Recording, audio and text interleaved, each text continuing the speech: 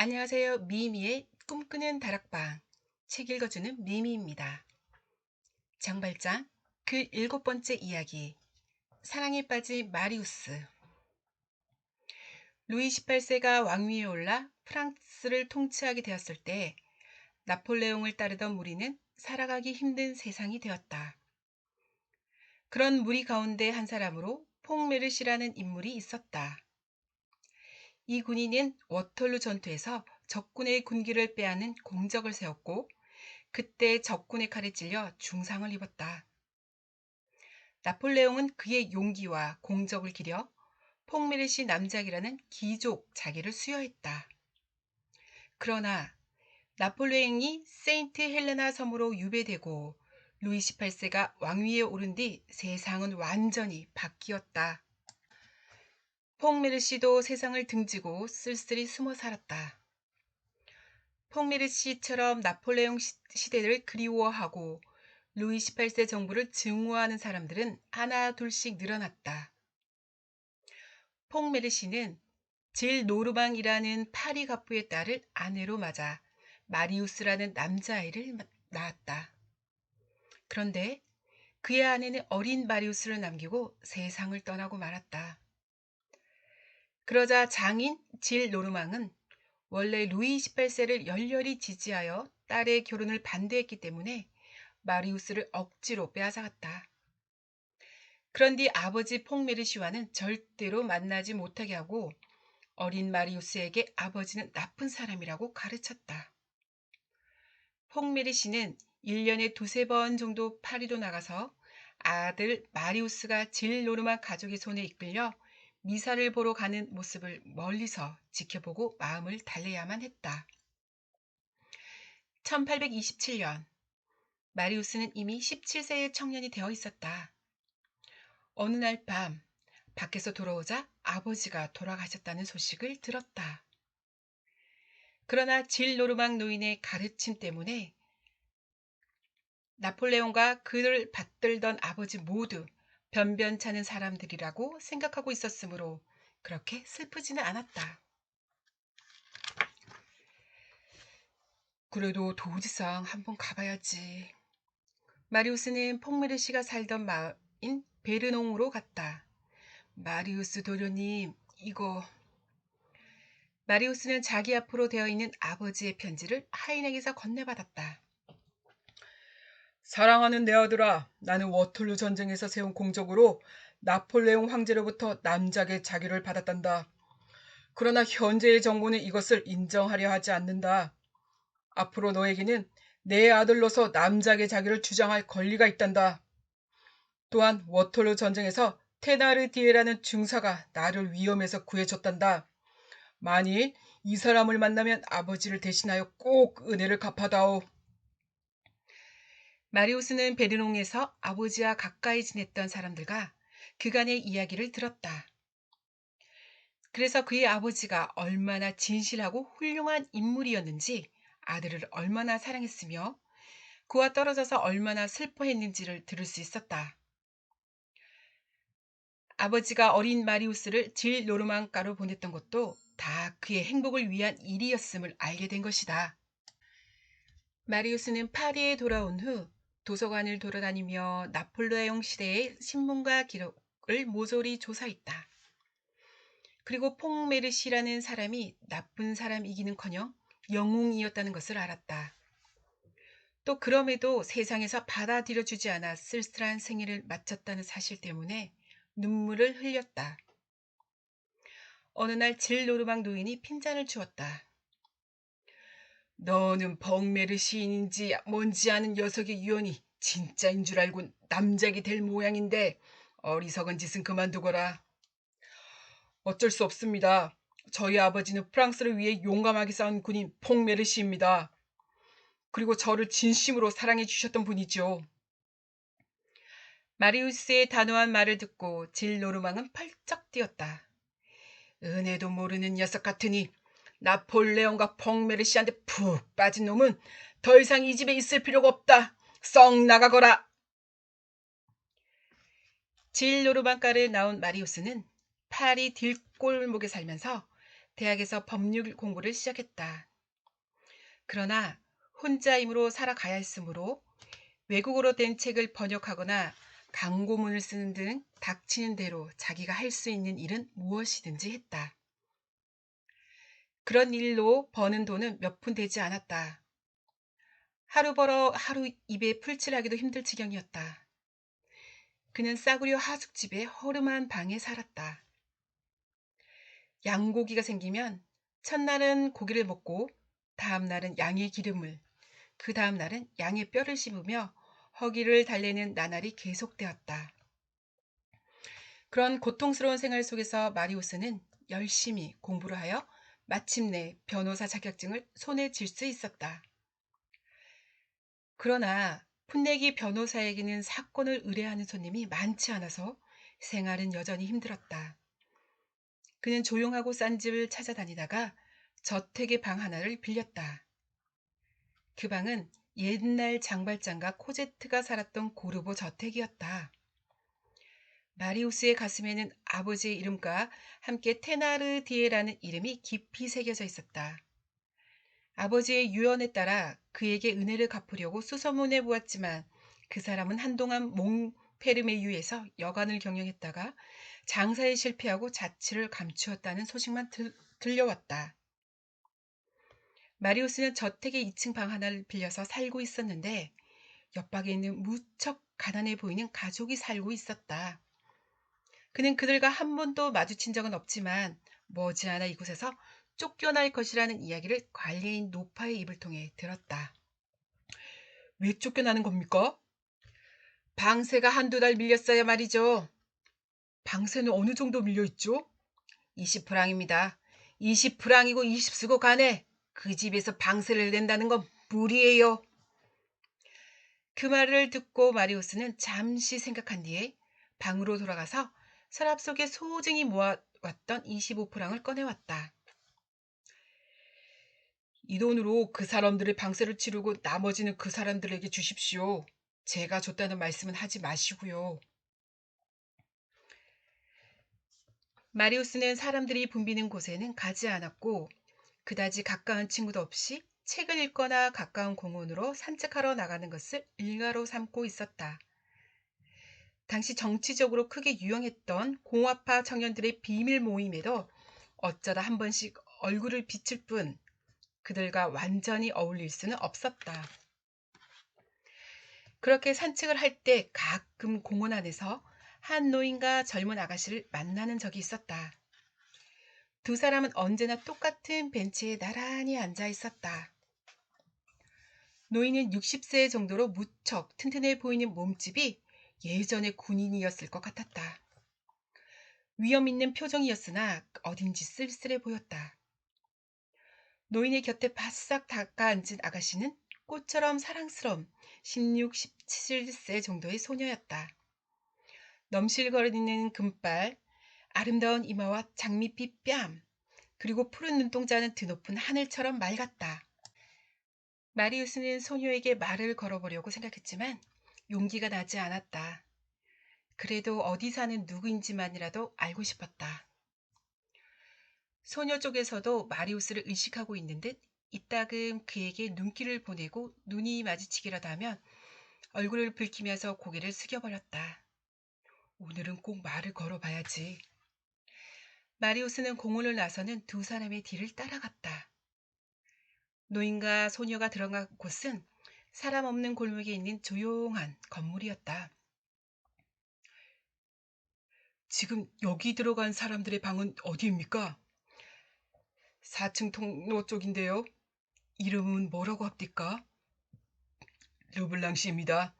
그다지 벼락 부자도 아닌 것 같은데 이 근처에 어려운 사람들을 잘 도와주시는 분이군요.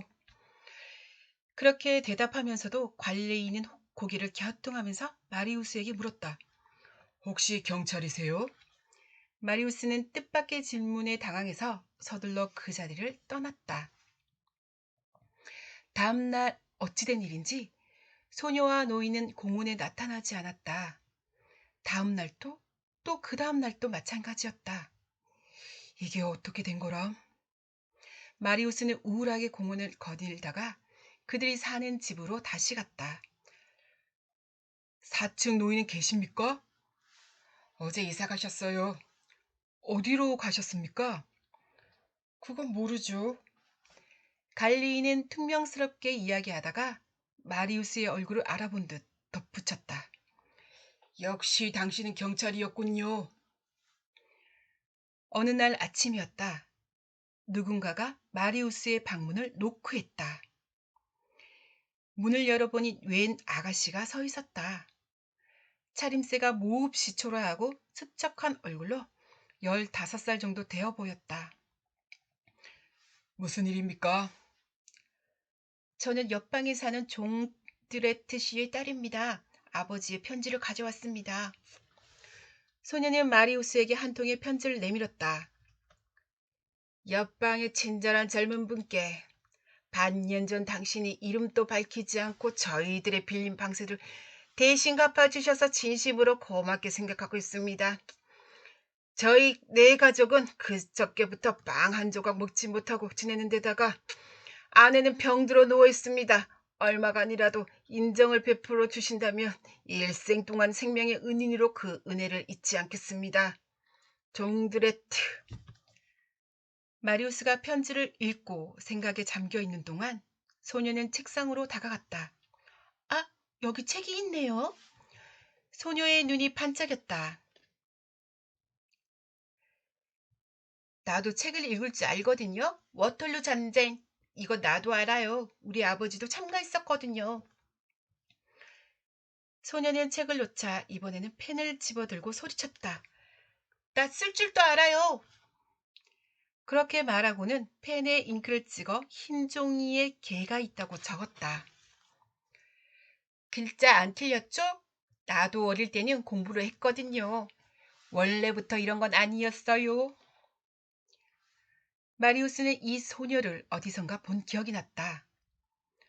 언젠가 시내에서 두 자매인 듯한 소녀들이 걸어가다가 마리우스의 곁을 스치고 지나갈 때 편지 뭉치를 떨어뜨리고 간 것이었다. 이 편지 뭉치 안 읽었습니다. 아가씨들 물건 같은데 돌려드리지요. 소녀는 손뼉을 치며 반가워했다. 어머나, 당신은 주우셨군요. 바보 같은 내 동생이 떨어뜨린 거예요. 우린 매 맞기가 싫어서 잘 전했다고 거짓말을 했는데 이게 우리 거란 걸 어떻게 아셨어요? 아, 지금 글씨랑 똑같아서 그랬군요. 소녀는 그 편지를 중에 한 통을 열어보았다. 이건 언제나 성당 미사에 오는 인정 많은 할아버지에게 보내는 편지예요. 마침 그 할아버지가 지나가실 시간이 되었으니 빨리 전해드려야겠어요. 드리면 식사비 정도는 받을 수 있을지 모르니까요. 그때 마리우스는 소녀가 자기에게로 온 이유가 생각나서 주머니를 뒤졌다. 5프랑 60수가 그가 가진 전 재산이었다. 그는 60수를 저녁 식사비로 남겨놓고 5프랑을 소녀에게 건네주었다. 어머나, 5프랑 그만하니 이것으로 온 식구가 이틀은 먹을 수 있겠네. 정말 고맙습니다. 소녀는 방에서 나가려다가 찬장 구석에 먼지를 뒤집은 채 놓여있는 딱딱한 빵 조각까지 들고 나갔다. 아, 맛있어. 그런데 왜 이렇게 딱딱한 거라? 이 부러지겠다.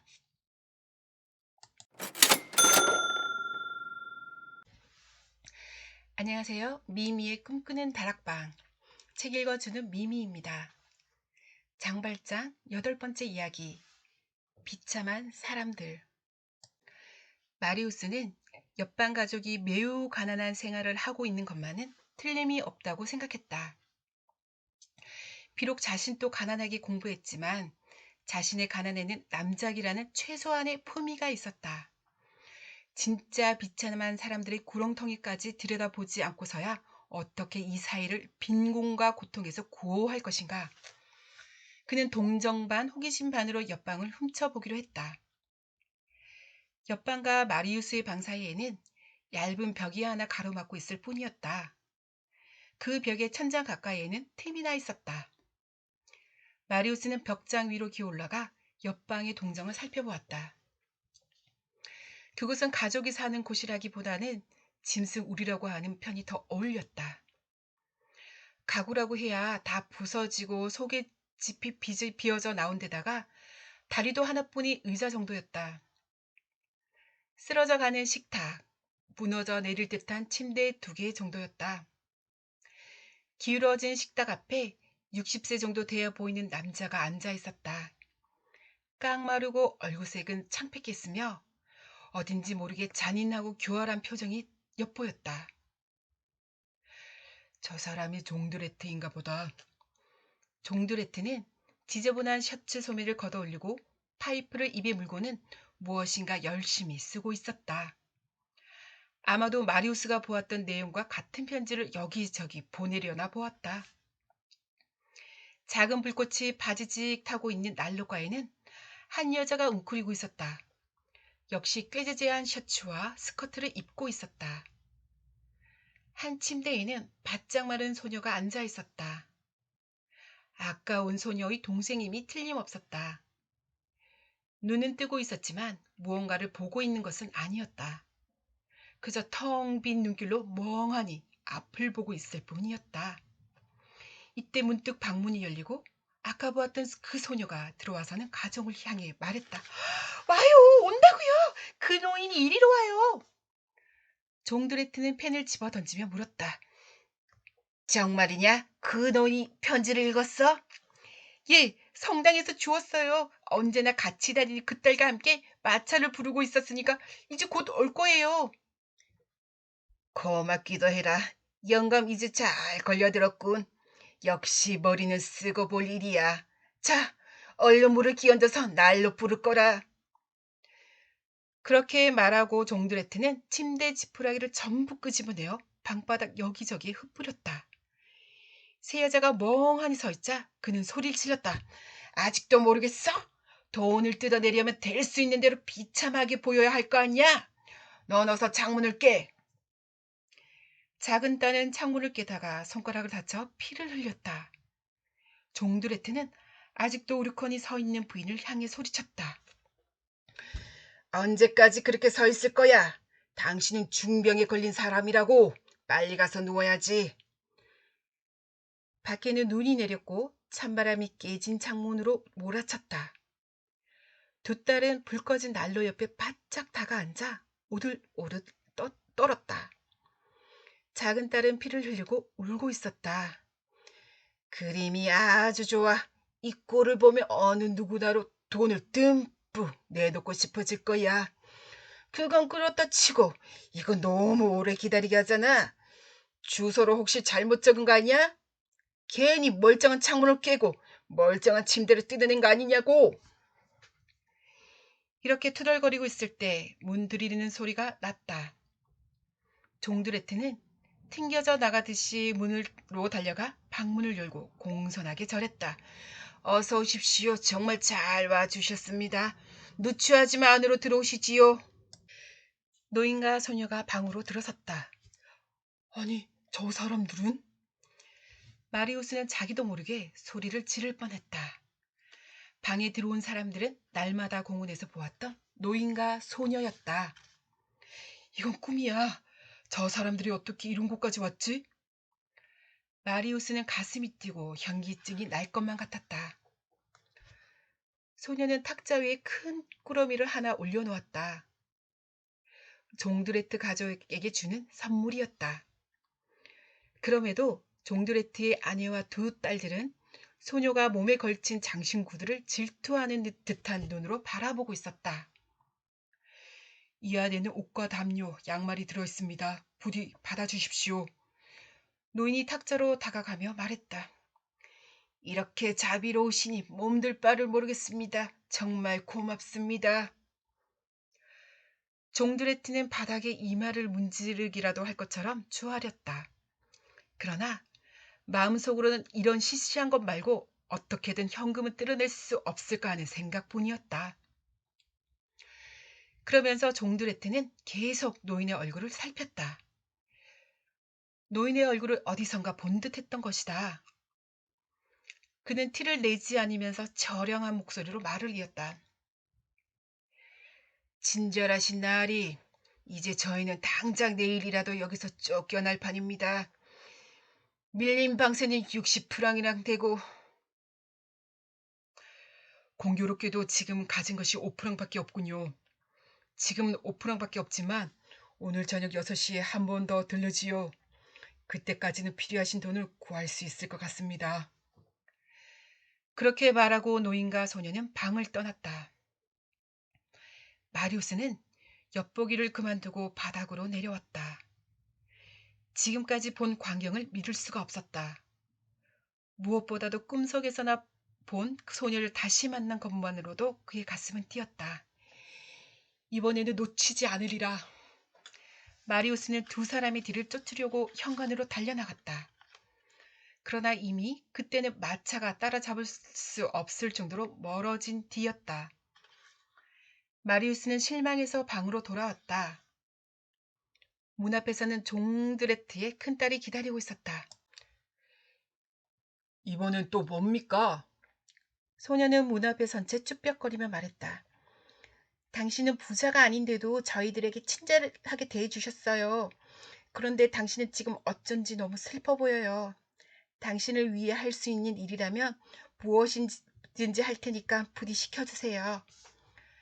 마리우스는 잠시 당황했으나 문득 생각이 떠올라 자기도 모르게 거칠게 물었다. 내 방에 손님이 왔었지? 그렇지? 그래요. 그렇게 친근하게 말을 터주세요. 그 사람들은 어디에 사는지 알아? 아니요. 몰라요. 그건 왜요? 내가 그 사람들을 만나고 싶어서 그래. 만일 너가 찾아준다면 무엇을 원해? 무엇이든 상관없어요. 꼭 찾아오겠어요. 혼자가 되자 마리우스는 아까 보았던 광경에 대해 생각했다. 노인과 소녀는 어째서 그런 곳에 나타났을까? 그때 옆방에서 종드레트의 커다란 외침 소리가 들려왔다. 분명 그놈이야. 내 눈은 틀림없어. 마리우스는 다시 벽장 위로 기어 올라갔다. 종드레트가 눈을 번뜩이면서 주먹을 불끈 쥔 채 방 안을 왔다 갔다 하고 있었다. 하지만 그럴 리가 없어요. 부인이 믿을 수 없다는 듯한 말투로 이야기했다. 당신 눈은 범으로 달렸구만. 벌써 8년이나 지난 옛날 일이지만 나는 그 작자인 줄 첫눈에 알아봤어. 차림새는 그때보다 나아졌지만 목소리나 얼굴은 변하지 않았지.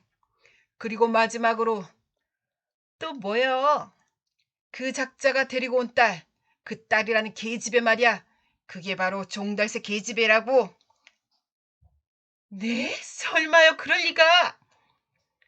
설마가 아니야. 자세히 봤으면 알았을걸. 부인의 얼굴은 놀라움과 증오로 일그러졌다. 그렇게 멋지게 차려입은 아가씨가 바로 그, 그런 말이에요? 마리우스는 부인이 목소리를 낮추는 바람에 소녀의 이름을 듣지 못했다. 그렇다니까. 이거 분해서 견딜 수가 있나? 어쨌든 내게 좋은 생각 있어. 놈이 아까 6시에 온다고 했지? 갈린 할멈도 밖으로 나가고 옆방 가난뱅이 변호사도 저녁 식사하러 가는 시간이야. 마침 잘 됐군.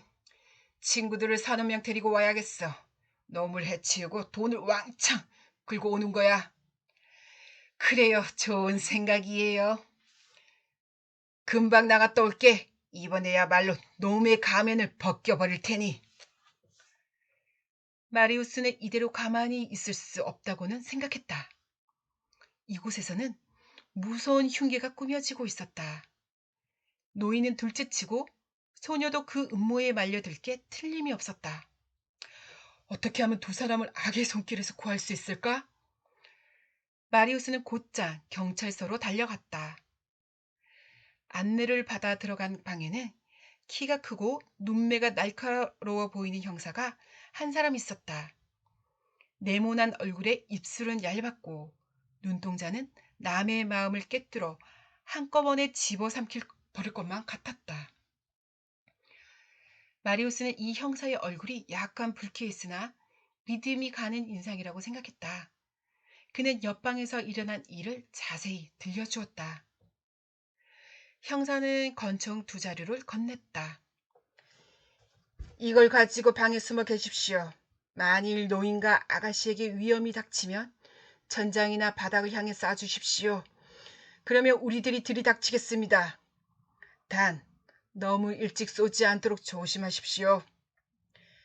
마리우스는 고개를 끄덕이며 권총을 챙겼다. 만일 연락할 일이 생기면 자베르를 찾으시면 됩니다.